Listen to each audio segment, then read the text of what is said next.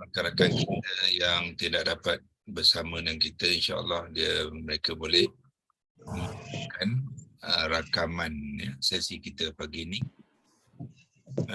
Dan saya akan terus berkongsikan kalimah-kalimah yang kita telah pelajari dalam 2-3 hari ini untuk memperkenalkan kaedah pembentukan kalimah yang bersabit dengan huruf ta tambahan. Huruf ta tambahan ni berlaku dalam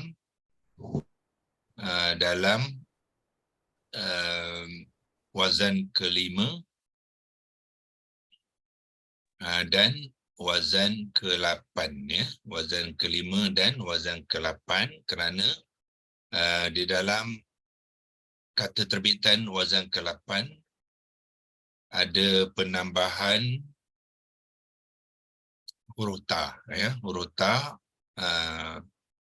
yang tidak ada di dalam huruf akar ya. Huruf akar masih lagi 3 huruf akar. Kemudian ada penambahan ta ya. Kalau kita melihat acuan asalnya ialah dalam wazan kelima apa dia?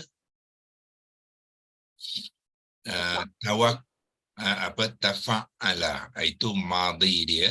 Tafa'ala bermakna ada penambahan huruf ta di awalan.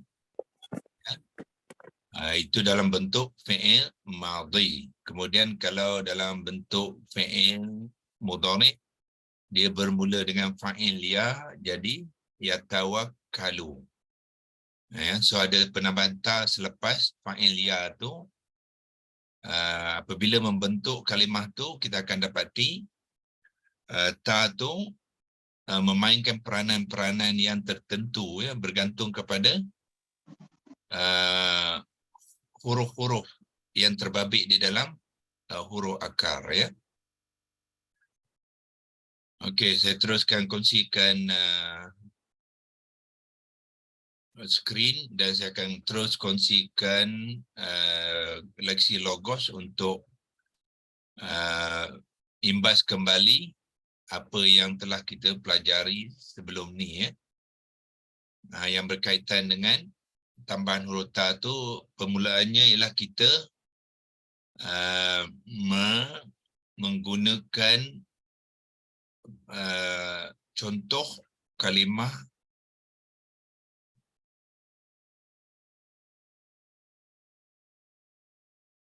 al-zikri, mana dia?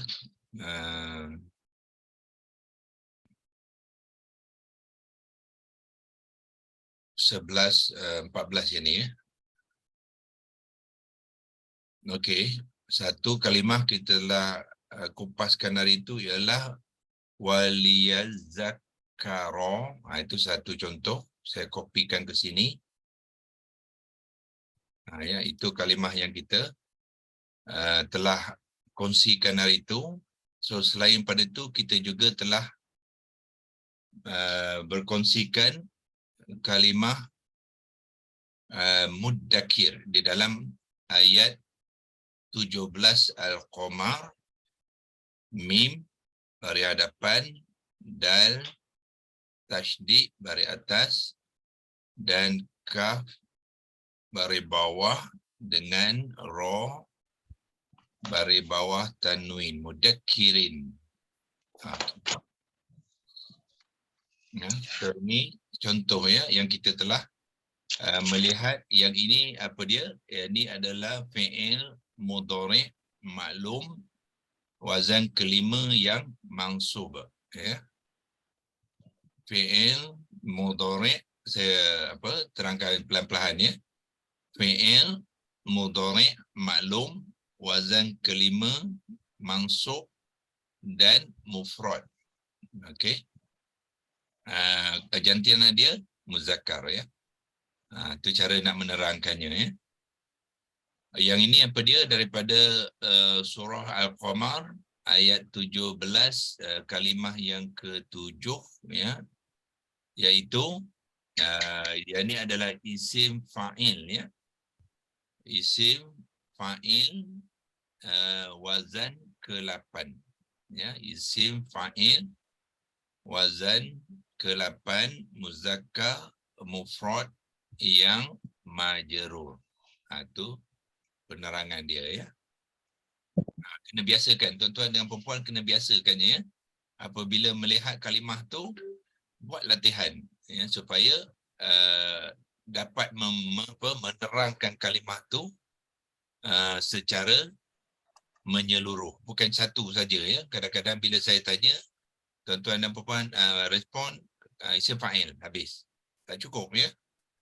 Kena terangkan wazan dia, kena terangkan jantina dia, kena terangkan bilangan dia, kena terangkan i'rab dia. Okay. Okey, hari ini semalam saya berjanji pada tuan-tuan saya nak berkongsikan satu lagi penggunaan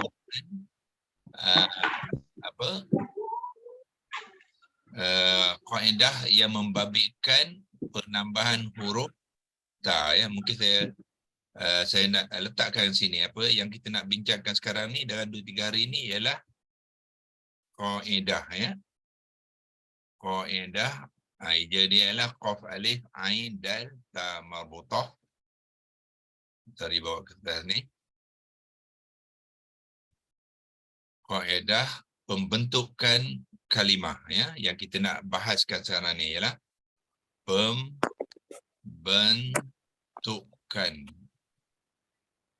qaf kaf nun, itu pembentukan kalimah ya, kalimah Al-Quran. Lam qaf ra hamzah alif nun, kalimah Al-Quran yang membabitkan, yang kena gunakan jawi sebab Arab tidak ada, kita ambil yang jawi, kopikan dia bawa ke Arab tadi, paste saja ya. Yang membabitkan ataupun yang melibatkan pun boleh. Mam, mim, lam, ya, ba, ta, ka, nun, yang melibatkan huruf. Kalau Melayu dia huruf ialah ha, waw, ra, waw, fa. Itu Melayu ya, huruf. Kalau nak gunakan Arab pun boleh, harfun. Ya. Ta, ejaan ta ialah ta alif. Sebaiknya ta alif itu sebab dia bertemu dengan hamzah, pakaikan alif yang panjang ya.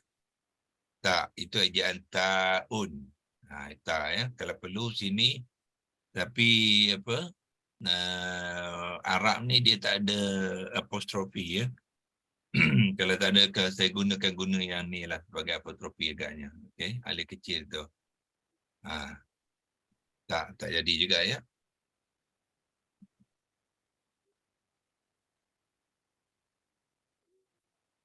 Itu ya. Dia tak ada apostrofi, so kena pakai yang tu lah.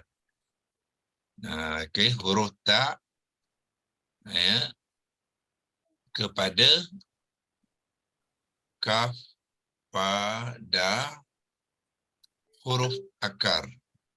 Ya, dalam huruf akar dia tidak ada ta ya. Jadi dalam pembentukan kalimah tu dia menambahkan ta tu kepada huruf akar tu. Huruf akar. Ni tajuk perbincangan kita sekarang ya. Okey.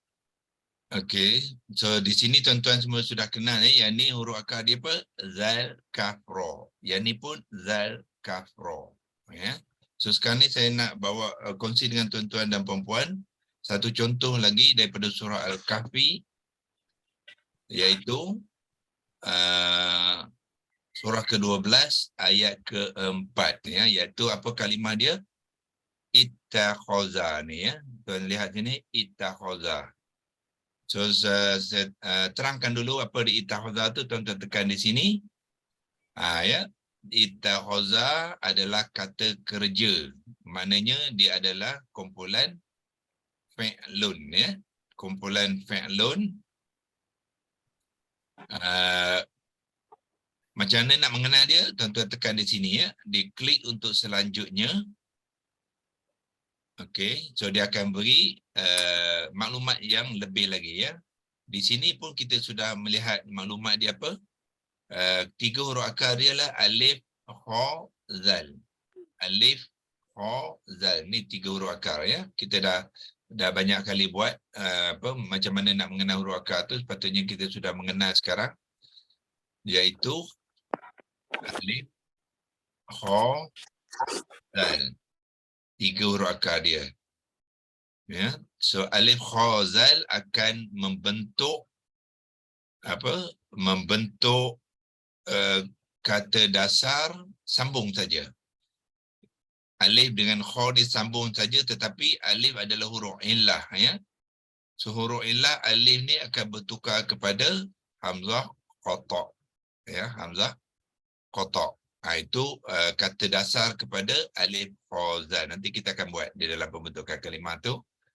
Ya, kemudian dia mengambil kata terbitan dalam bentuk wazan ke-8 ya. Kata terbitan apa?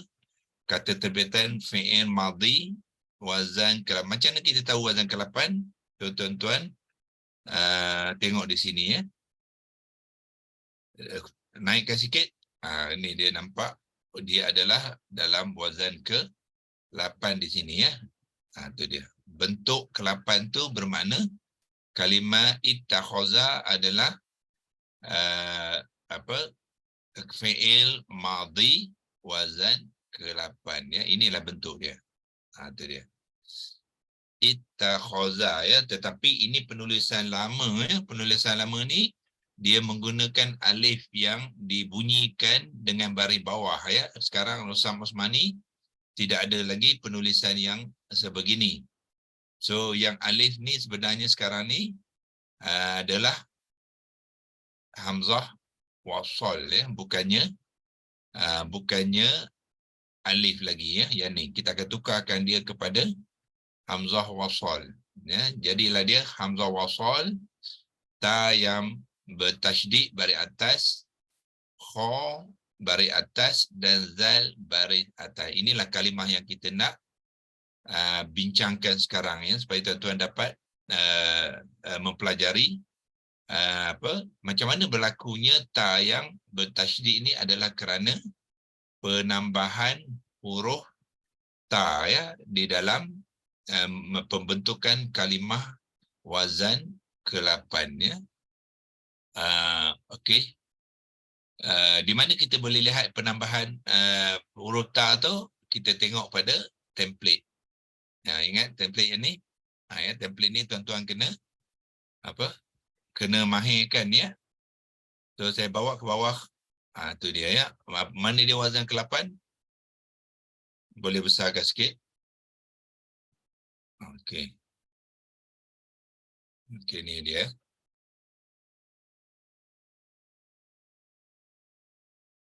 Okey. Fi'il madhi maklum wazan ke-8 ila yani. Tu dia. If ta'ala. Ya, ni wazan ke-8 lah. Fi'il madhi maklum wazan ke-8. So inilah acuannya untuk membentuk kalimah fi'il madhi maklum wazan ke-8 ya. So keunikan fi'il madhi wazan ke-8 ni adalah kerana penambahan huruf ta. Yang mana? Yang ni. Ni dia. Kan? 3 huruf akar dia ialah fa, ain, lam. Ya, kemudian ada penambahan ta ya, dan dimulakan dengan hamzah wasal ya, bukannya alif. So keacuan inilah yang kita akan gunakan di dalam pembentukannya kalimah nanti. So kita akan lihat apa jadi pada ta di sini apabila kalimah yang dibangunkan tu adalah terdiri daripada huruf illah ya, huruf illah, iaitu alif, kha dan zal ya. Okey, so sekarang ni saya akan clearkan drawing ni sebab kita nak gunakan acuan ni, ya, saya ambil dulu acuan ni. Kita akan gunakan acuan ni nanti ya dalam pembentukan kalimah tu. Saya tampal dulu di sini ya. Sorry.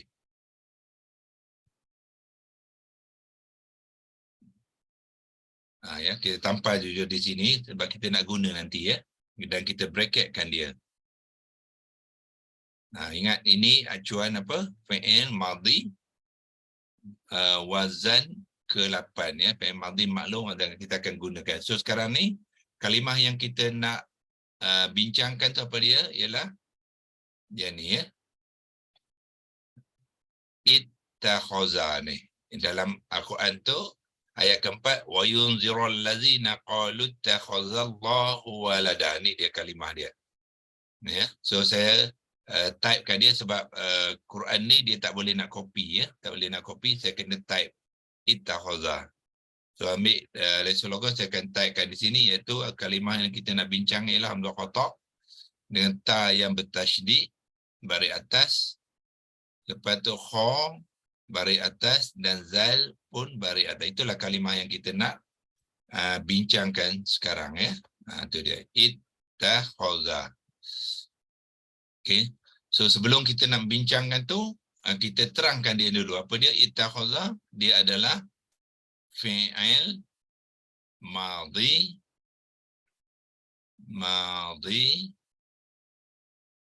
ma'lum. Kena sebut maklum ya sebab fi'il madhi ada dua, ada maklum dengan ada majhul. Ya, kena sebut sebab kalau majhul dia lain. So yang ni adalah maklum. So kena sebut maklum wazan ke-8. Wazan ke-8 di sini 8 Arab. Ya. Dan jantina dia ialah muzakkar. Bilangan dia mufrad. Ya, mufrad. Kenapa mufrad? Sebab dia adalah kata kerja yang melibatkan Allah sebagai fa'ilnya ya. Melibatkan Allah sebagai fa'il. Di mana kita dapat melihat Allah sebagai fa'ilnya? Tengok dia dalam ayat. Yang ni dia ya. Iaitu qalu takhazallahu walada. Ya, Allah ni ya, tanda-tanda di situ akan memberitahu kita Allah tu adalah fa'ilnya ya. Allah tu yang ni adalah fa'il kepada ittakhaza. Jadi apa maksudnya? Allah telah mengambil. Ittakhaza tu maknanya mengambil. Allah telah mengambil. Apakah tanda Allah tu fa'il? Adalah ha yang berbaris hadapan. Ha yang berbaris hadapan tu menunjukkan apa? Allah yang marfu' kerana dia berperanan sebagai fa'il kepada ittakhaza. Itulah. So mestilah mengambil mufrad sebab Allah tak boleh jamak ya. Allah sentiasa mufrad singular. Jadi bilangan yang membabitkan kalimah ni ialah mufrad. Okey. So clearkan ni balik kepada tadi. Ya, so dia adalah muzakkar mufrad ya. Bila kita kata muzakkar mufrad tu dia merujukkan kepada apa? Fa'il dia tadilah Allah ya, fa'iluhu ya. Kalau kita nak buat penerangan tu dalam bahasa Arab pun boleh ya. Iaitu kita kata apa? Wa fa'iluhu. Apa maksud dia wa fa'iluhu tu? Dan fa'ilnya. Ya, dan fa'ilnya ya muzakkar mufrad. Okey. Itu penerangan kepada ittakhaza. Ya, sebelum kita membuat pembentukan kalimah tu pastikan kita mengenal dan boleh menerangkan kalimah-kalimah yang kita bincangkan itu ya. Okey. Kita tak payah nyatakan fa'iluhu muzakkar mufrad marfu'. Kalau nak pun boleh ya, tak ada masalah. Tapi sebenarnya semua fa'il adalah marfu' lah ya. Semua fa'il adalah marfu'. Automatically fa'il kepada kata kerja adalah marfu'. Kalau kita sebut pun boleh. Kalau kita tak sebutkan, dia dah automatically ataupun memang dia marfu'. Ya. Okey, so sekarang ni kita buat pembentukan macam manakah berlakunya kalimah ittakhadha. Kita mulakan dengan 3 huruf akar, ya. Sebenarnya daripada sini pun tuan-tuan sudah melihat, ya, boleh mengenal huruf akar, tetapi huruf yang pertama tu tidak nampak.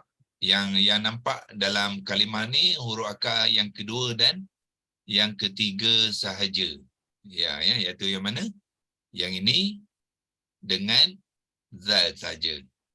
So yang pertama tu dia dah terlibat dengan huruf ta yang ni. Ya, dia tenggelam sebab dia membabitkan huruf illah. Tadi kita dah lihat dia dalam dalam korpus dalam Quran tafsir itu 3 huruf akar dia ialah mana yang ni, ya? Alif, kha dan zal. Ya, alif itu huruf akar pertama, huruf akar kedua ialah kha, huruf akar ketiga ialah zal. Okey. Okey, so kita balik ke sini tadi. Kita mula dengan alif, kha dan zal. Alif, kha dan zal. Itulah 3 huruf akar, ya. Seperti biasa kita letakkan anak panah tu menunjukkan step yang kedua. Kita yang ni boleh banyak sangat space. Gabungkan dia supaya dia menjadi huruf akar. So apa yang berlaku? Alif ada huruf illah. So apabila membentuk kalimah kata dasar, alif bertukar kepada hamzah qata', ya. Itu dia punya cara dia, ya. Cara dia, alif akan sentiasa bertukar kepada hamzah qata' dan dibariskan. So hamzah yang berbaris atas. Kha kita baris ataskan dan zal kita baris ataskan. Itulah kata dasar kepada alif, kha, zal. So ini adalah kata dasar dan kata dasar sudah ada memberi makna, ya. So makna dia apa? Ambil. Itu makna dia, ya. Melayukan alif, mim, ba, ya, lam. Itu makna kepada kata dasar khaza. Dia bukannya madhi lagi, ya. Ingat, dia belum lagi kata terbitan. Dia baru kata dasar. Apabila membentuk kata terbitan, barulah dia berlaku dalam bentuk fi'il madhi, ya. Tengok sini, dia belum lagi kata terbitan fi'il madhi. Dia baru kata dasar, iaitu ambil saja. Dia tidak ada pelaku dan tidak ada masa. Kalau fi'il madhi, dia ada pelaku dan ada masa dan ada kata perbuatan. Okey. Tetapi dia mengambil bentuk fi'il madhi wazan ke-8. Maklum wazan ke-8, ya. Bukannya fi'il madhi maklum wazan 1. Tidak. Dia maklum wazan ke-8. So kita kena mengambil acuan fi'il madhi maklum wazan ke-8 ifta'ala, ya. So kita buat ini, masukkan dia step ketiga. Ya.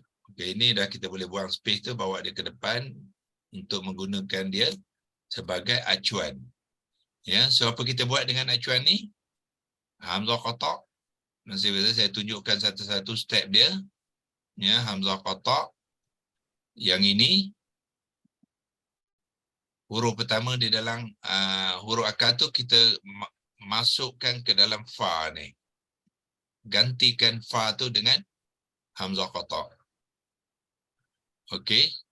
Dan huruf kha yang kedua tu apa kita buat? Kita gantikan kepada huruf ain. Itu cara menggunakan acuan ni, ya. Gantikan huruf ain. Bermakna apa? Hamzah qata' ni akan disukunkan, kha ni akan dibaris ataskan sebab ain baris atas. Dan akhir sekali zal, huruf yang ketiga tu kita gantikan dengan kepada huruf lam. Tu cara dia. Ya, macam mana nak menggunakan acuan ni. Ya. So bila kita ganti hamzah qata' kepada fa, jadi hamzah qata' yang sukun. Lepas tu kha menggantikan ain baris atas, dia akan menjadi kha baris atas. Zal gantikan lam baris atas, jadi dia akan menjadi zal baris atas. Ya. So bila macam tu, then dia akan menjadi kalimah apa? Bermula dengan hamzah qata' lah, ya. Hamzah wasal situ, hamzah wasal. Lepas tu hamzah qata' yang sukun. Hamzah qata' yang sukun iaitu yang ni lah. Lepas tu ain baris atas tukar pada kha, jadi mana kha yang berbaris atas. Kha baris atas. Okey, kemudian lam yang baris atas ni kita ganti dengan zal baris atas, dia mengambil zal baris atas. Itulah kata terbitan, ya, akhadha dengan menggunakan acuan fi'il madhi maklum wazan ke-8. Jadilah kalimah hamzah qata', hamzah wasal, diikuti dengan, saya besarkan. Tuan-tuan lihat, ya. Sekarang ya, saya padamkan, ya, supaya dia dah, kita dah buat tadi, kita padamkan dia. Tahu tu mana doktor? Belum masuk. Nantilah, lepas ni lah.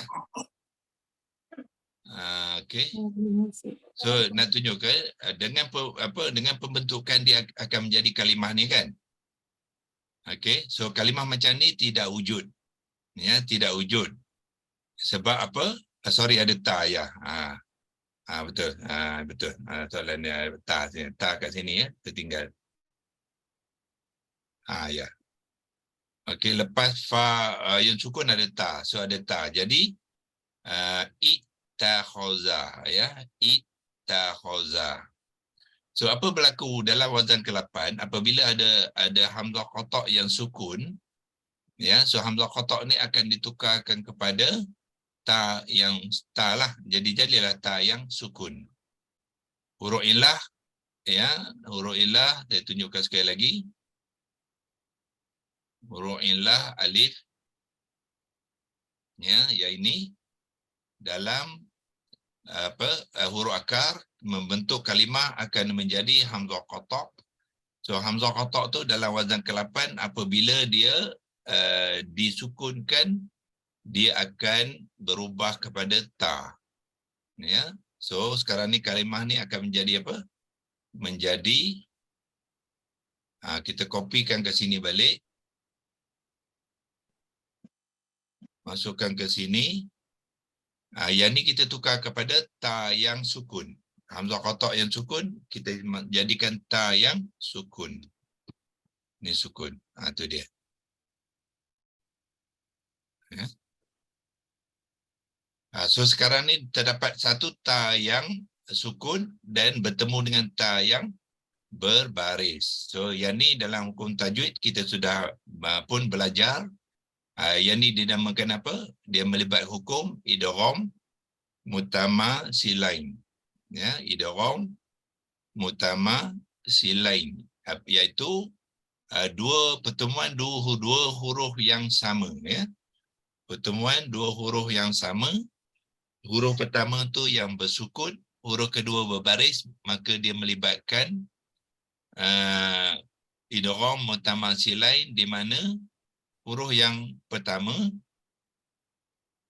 iaitu huruf ta yang sukun akan dimasukkan ke dalam huruf yang kedua ta berbaris. Ya, kemudian dituliskan dengan ta yang kedua itu bertasydid dan dibaris ataskan, dan huruf yang pertama itu akan digugurkan. Ya, itu dia proses dia. Okey. So dua ta yang bertemu akan ditukarkan kepada ta yang bertasydid baris atas. Doktor nak tanya boleh? Boleh. Alif sukun tu boleh ke dia mengambil huruf lain selain daripada ta? Tak boleh. Tak saja. Hanya pakai pada ta saja. Ya, ini tata cara bahasa Arab ya, bahasa Arab dan juga bahasa Al-Quran. Apabila dalam wazan ke-8 sama ada alif ataupun waw ataupun ya, huruf illah ya, yang berada di huruf pertama, maka dia akan kalau dia sukun ya, kalau dia akan sukun, dia akan ditukarkan kepada huruf ta saja. Untuk wazan 8 sajalah. Untuk wazan 8 saja. Ya. Betul kan? Cuma bacaan dari sebutannya ittakhadha. Mana ada hamzah wasal? Ya, sebab apa? Sebab ta yang kedua tadi baris atas kan ya. Sini kan. Ta yang kedua ni baris atas, so hamzah wasal ni hendaklah dibunyikan dengan i lah. Itta ya. Itta, yang ni mati, ni ta baris atas, so dia kena bunyi i, so dalam sini dia bunyi i lah.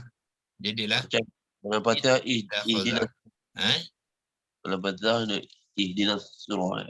Macam Fatihah tu ihdi, dan tu baris bawah. Itu maknanya hamzah wasal ni bila huruf yang kedua ni ataupun dalam kalimah tu huruf ketiga, sama ada baris atas ataupun baris bawah, dia akan bunyi i lah. So dalam ini dia baris atas kan, so dia bunyi i. Jadi ittakhadha. So inilah penerangan kepada bagaimana kalimah ittakhadha di dalam ayat ayat keempat surah Al-Kahfi ya. Wa yunzirul ladzina qalu ittakhadallahu walada. Apabila kita membaca dari wasal belakang qalutta, gugur hamzah wasal ya dalam bacaan.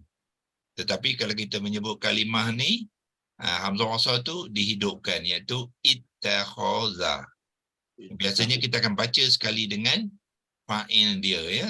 Jangan dalam bila kita membaca jangan asingkan fa'il dia ya. Fa'il itu sebahagian daripada kalimah ni. So bacakan dia sekali ittakhadallahu. Ya. Kerana Allah tu adalah pelakunya kepada perbuatan, bermakna Allah lah yang telah mengambil. Dalam ayat ni mengambil apa? Walada ya. Walada ni ialah anak. Ya, ini maknanya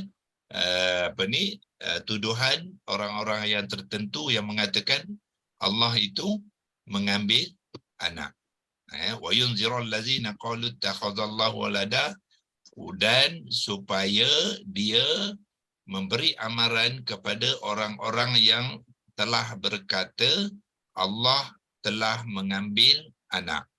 Itu terjemahan kepada ayat ni ya. So apabila kita sudah mengenal kalimah-kalimah Al-Quran tu, sebenarnya kita boleh menterjemahkan ayat-ayat Al-Quran tu dengan lebih baik ya. Jangan kita bergantung saja pada terjemahan yang ada. Mesti sikit sini, mana di sini fa'il Allah sebagai fa'il dia mustatir. Mustatir. Dalam kalimah ittakhadha dia mustatir. Mustatir ya. Tetapi fa'ilnya dinyatakan selepasnya. Ya, dalam ittakhadha tu dia mustatir ya, dia sembunyikan. Kemudian fa'il itu dinyatakan selepasnya. Ya, selepasnya. Doktor, untuk fi'il madhi kan dia mabni bil fathati kan. Bolehkah kita sebut dia punya i'rab di situ? Boleh, betul. Ya, kalau kita nak masukkan i'rab kepada kepada masih ada lagi masih ada baru masuk ya. Okay, kita clearkan dulu ya. Mana dia clearkan dulu. So saya pergi balik. Di manakah kita nak menyatakan i'rab kepada fi'il madhi ya. So kita kena jangan keliru ya. I'rab kepada kata kerja dengan i'rab kepada fa'il adalah berbeza ya. Okey. Tadi kita kata mana penerangan dia? Fi'il madhi maklum wazan 8 wa fa'iluhu dan fa'ilnya muzakkar mufrad yang marfu'. So ini adalah i'rab kepada fa'il iaitu Allah ya. So kalau kita nak menerangkan i'rab kepada fi'il madhi, kita kena terangkan di mana? Di sini ya. Selepas wazan ke-8 tu. Fi'il madhi maklum wazan ke-8, lepas tu barulah kita terangkan i'rabnya iaitu semua fi'il madhi kita kata bil fathati. Ya, masukkan ke situ. Iaitu ba dengan hamzah qata dengan lam yang sukun, bil fathati ta ha ta marbutah. Itu dia ya. Bil fathati. Bahasa Arab, kalimah Arab tak payah baris ya. Yang berbaris ayat Quran ya. So yang ni kita tidak bariskan, tapi kita tahu dia adalah kalimah apa? Bi itu harfun jar dengan asal ni ialah al-fathatu yang marfu', tapi bila ada bi bergabung dengan bi dia akan menjadi majrur. Jadilah bil fathati. Ini adalah i'rab kepada fi'il madhi ni. Ya. Lepas tu ini fa'il dia ya. Kalau kita nak sebut fa'il tu boleh wa fa'iluhu muzakkar mufrad ya, iaitu Allah. Kita boleh kena masuk. Kena letak Allah kat situ dah. Ya, kalau nak jelaskan lagi kita masukkan Allah sebab fa'il situ adalah Allah. Allah baris atas dengan ha baris depan. Wa fa'iluhu kita masukkan dalam bracket sebab sebab Allah tu diasingkan ya, dia bukannya di dalam bukannya di dalam itakhazah ni ya, dia adalah di luar itakhazah tu kita letakkan dalam bracket. Wa fa'ilu dan fa'ilnya ialah Allah yang muzakkar mufrad yang marfu'. Okey. Mana yang tadi kita boleh pinjamkan ya, kalau nak masukkan yang ni dalam penerangan tu. Okey, tak apa, ini sebagai Arab. Ya, tak apa, Arab tak payah pakai gunakan yang. Ya. Saya tak belajar sampai detail tu, tapi nak tanya dia memang ada bergabung ke? Ini yang kat luar, yang kat dalam ke? Ada memang yang bergabung ya, Prof? Sorry, tak apa jelas soalan apa dia?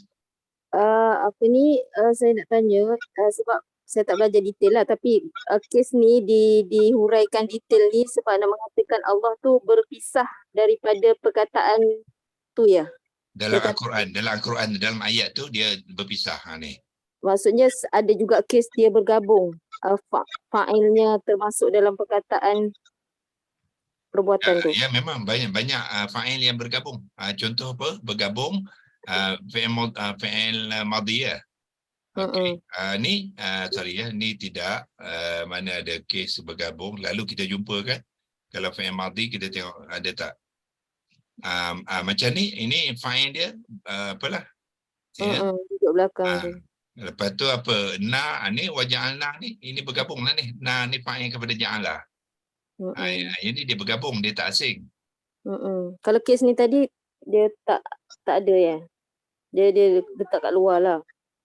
Ya, ada fa'il yang tidak digabungkan dengan kalimah kata kerja, dia selepas. Dia selepasnya. Selepasnya. So biasanya fa'il mesti selepas, bukannya sebelumnya. Selepas ke habis kata kerja tu, katalah Allah lah kata ya. Jadi ja'alna ni akan jadi apa? Ja'ala lepas tu Allahu. Itu cara dia. Katalah Allah yang menjadikan ya. Jadi ja'ala kemudian dia tak bergabung dengan Allahu. Jadi ja'ala dengan Allahu. Dia ada sebab ke kenapa terpisah, kenapa tu? Kenapa dia bergabung? Dia kalau dia gabung dia tak jadi kalimah. Bergabung tak jadi kalimah lah. Dia tak jadi kalimah. Yang berbeza dengan kalau yang ini domain ni kalau digabung dia menjadi kalimah. Ya. So bayangkan kalau saya saya gabungkan ja'ala dengan Allahu apa jadi ya? Dia tak jadi kalimah. Ya, katalah saya gabungkan tadi kan ya, ja'ala, jim bari atas, ain bari atas, lam bari atas. Okey, lepas tu saya nak gabungkan ya. Dia ada hamzah wasal kan? Lepas tu lam ada lam syamsiah satu. Lepas tu lam kedua yang tasydid bari atas. Lepas tu ha bari depan. Ya, dia tak jadi kalimah tau. Tak ada kalimah macam ni ya. So kalimah yang ada ialah kita lam tu asingkan dia, itu ada. Maksudnya dia tak boleh nak gabung lah. Dia tak boleh nak gabung. Okey, terima kasih Prof. Okey, sama-sama. So kita habis perkongsian kita hari ini untuk berkongsi dengan tuan-tuan dan puan-puan selagi kaedah pembentukan kalimah Al-Quran yang melibatkan huruf ta ya. Huruf ta tu kepada huruf ta bukan huruf akar. So kalau ada ta tu maknanya dia penambahan ya kepada huruf akar. Ini wazan yang kita ambil contoh hari ini ialah wazan ke-8 ya. Yang semalam kita buat wazan ke-5 ya. Tengok wazan ke-5 yang mana? Yang ni ya, iaitu waliyazakkaru tu dia mengambil acuan ni yatafa'alu. Prof, sebelum saya terlupa, wazan 8 tu boleh tak Prof uraikan balik konteks dia supaya saya ingat yang dalam bahasa Melayu. Dia berbeza dengan wazan 5 tadi. Okey, wazan ke-8 adalah perbuatan yang melibatkan akidah. Melibatkan melibatkan inner self. Bahasa Inggeris dia. Perkara-perkara yang melibatkan akidah, melibatkan pendirian hidup, melibatkan agama, melibatkan suatu yang berkaitan dengan agama, itu biasanya digunakan dalam bentuk wazan ke-8 ya. So, dalam konteks ayat ni dia melibatkan apa? Dia melibatkan agama lah ni. Ya. Melibatkan agama ya. Ada orang menuduh Allah mengambil anak. Itu siapa orang ni kita pun tahu ya. Orang Kristian lah. Ya, ada kadang juga ada yang mengatakan kalau Bani Israel itu dia mengatakan Uzair itu anak Allah. Ada orang-orang ni lah yang Allah tegur dalam ayat ni. Allah suruh Nabi gunakan Al-Quran untuk memberi amaran kepada orang-orang ni yang mengatakan Allah tu ada mengambil anak. So benda ni melibatkan apa? Akidah. Sebab itulah wazan ke-8 tu digunakan ya. So impact dia kalau gunakan wazan 1 dia tak jadi ya. Wazan 1 ni kalau nak mengambil macam ambil barang, ambil buku, ambil kerusi ke macam tu ya. Itu boleh wazan 1. Tetapi kalau membuat sesuatu yang melibatkan agama, menyentuh akidah, pegangan hidup dan sebagainya, digunakan wazan ke-8.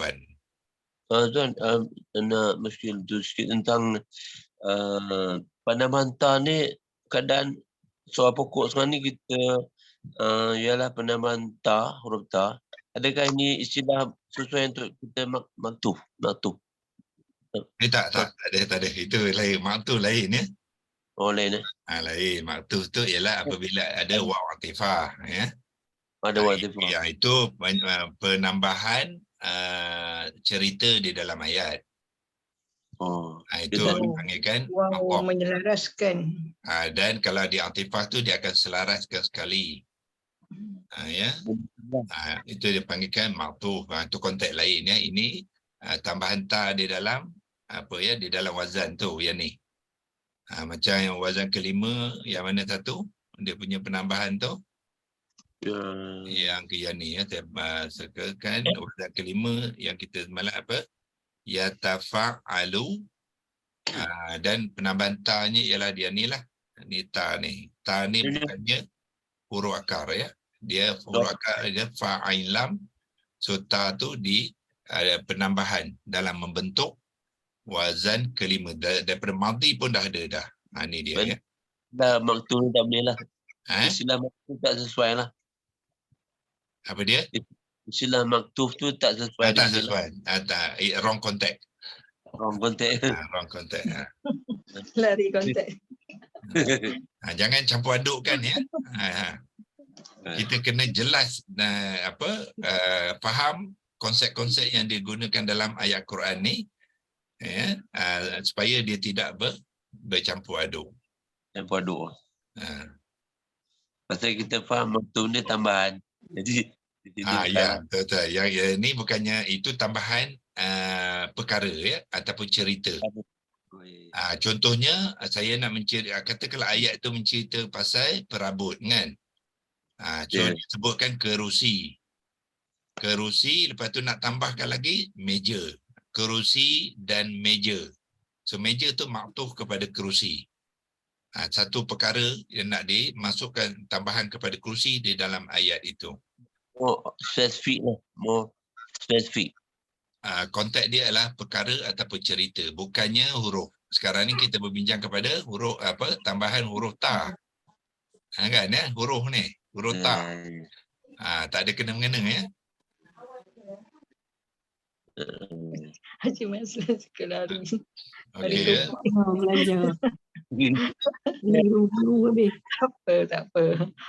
Dalam semalam dan kita membincangkan wali zakaru, kita juga huruf ta yang ditambahkan kepada fa ain lam di dalam pembentukan wazan kelima.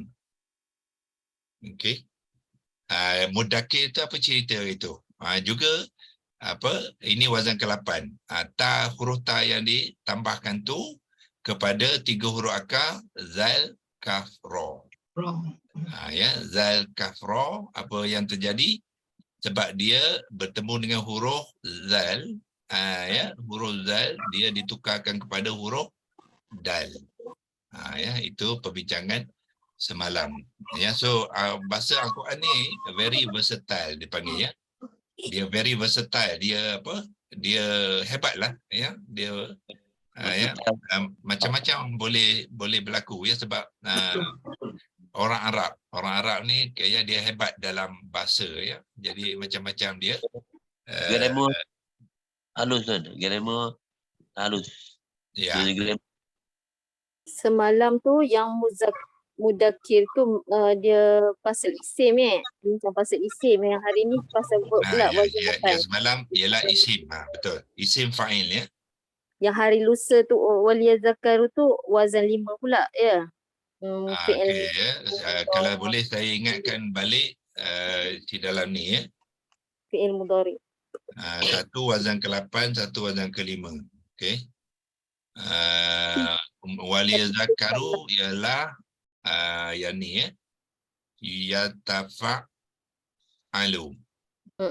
Mudakir ialah isim fa'il. Okey ya, tapi isim fa'il dia ke depan lagi, saya kena keluarkan sikit. Okey, kena clearkan sebab dia yang ni.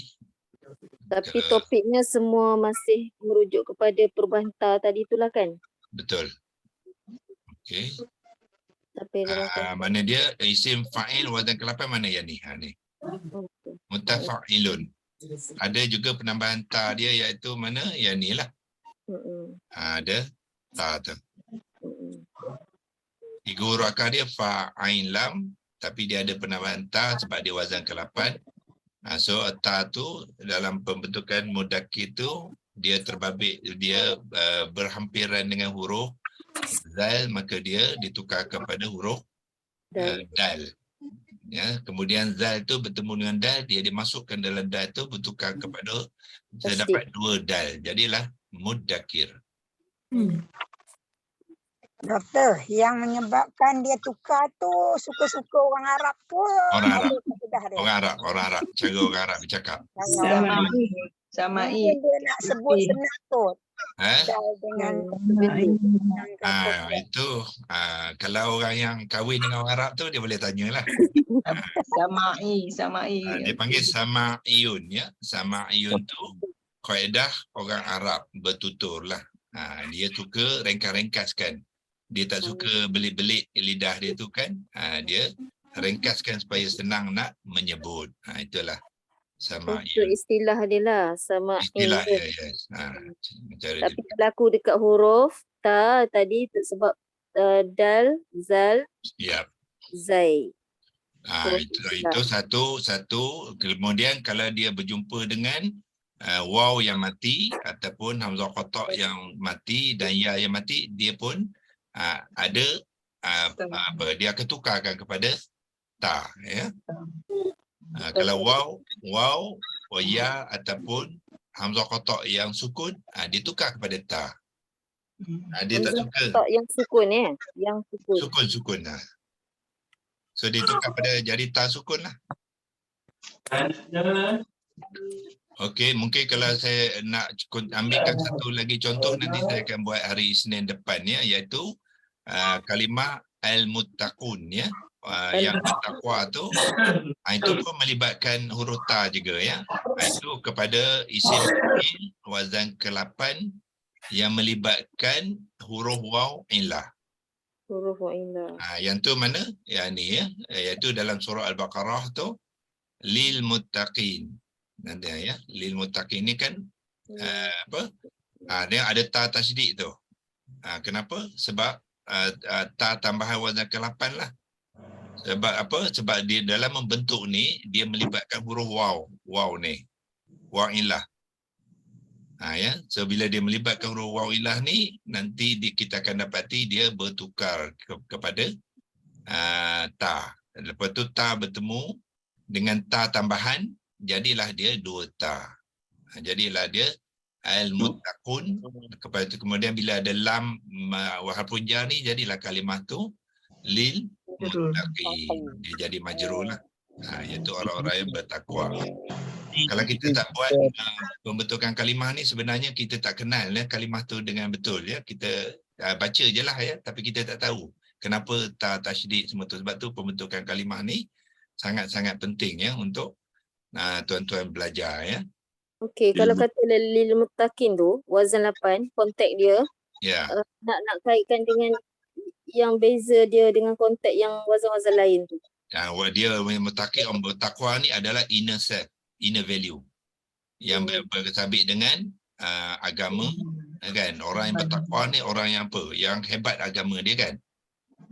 Yang menurut suruhan Allah ya, dan tidak melakukan apa yang Allah larangan sepenuhnya, iaitu orang-orang yang bertakwa, orang yang tinggi darajatnya dalam agama kan.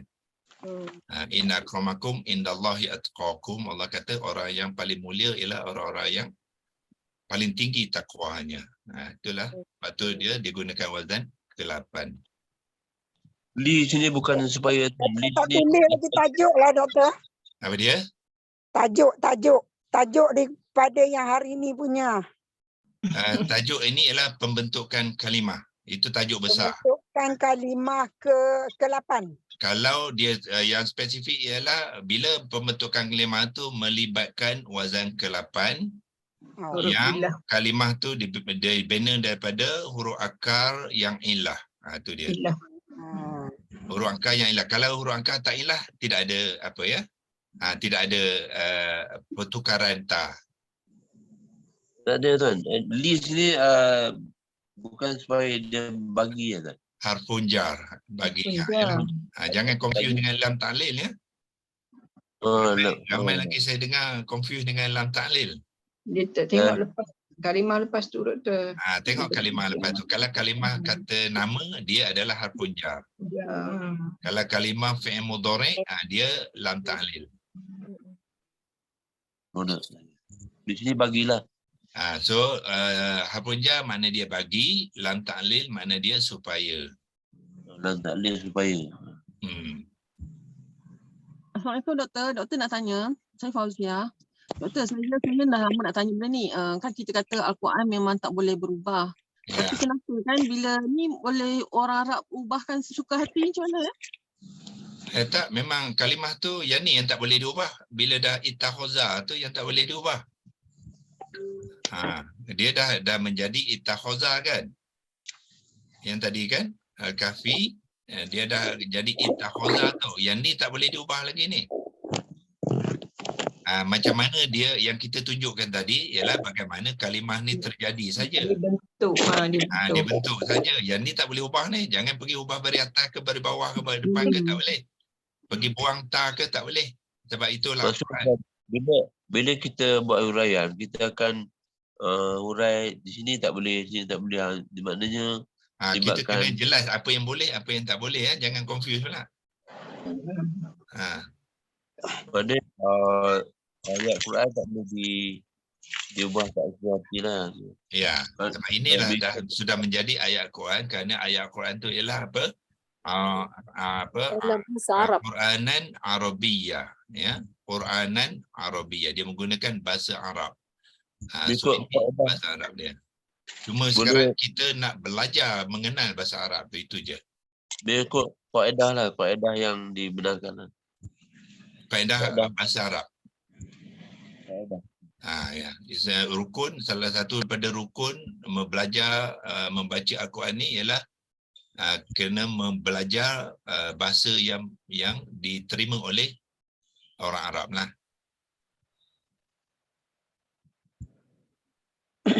Kat sini kan kita cuma nak tahu macam mana kalimah bahasa Arab tu terjadi dari perkataan yang asal ke basic root word tu.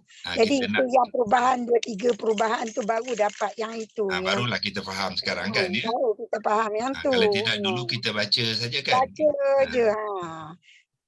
So kita ilmu tak ada. Kita tersebut tapi ilmu tu kurang kan. Sekarang kita tambah dengan ilmu dia tu. Okey dah. Terima kasih doktor. Nak pergi kedai. Bye. Assalamualaikum. Barakallahu azim. Terima kasih doktor. Assalamualaikum. Hari ni terlebih masa sikit ya. Okay, insyaAllah jumpa lagi minggu hadapan ya. InsyaAllah. Ya, insyaAllah. Terima kasih semua. Terima kasih banyak. Assalamualaikum. Terima kasih.